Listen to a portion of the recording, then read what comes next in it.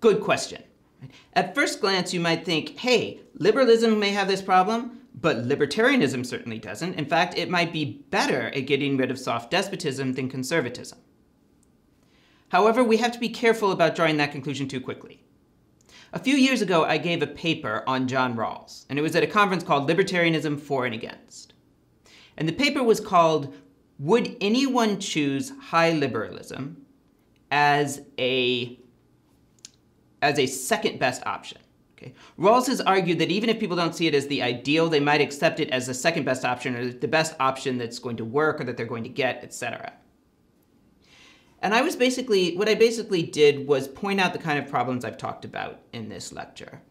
And I said there is some reason to think that really their second choice would be libertarianism.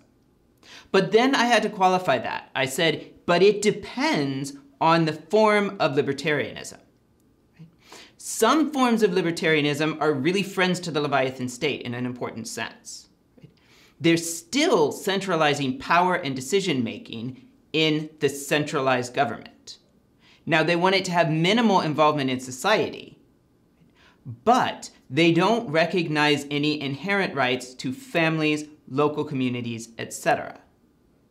So it's still a Leviathan state, just one with a potentially somewhat less intrusive ideology. And one of the libertarians who was present said in response, he agreed that that was a concern. And he said for him, one of the big philosophical questions is which takes priority, localism or libertarianism?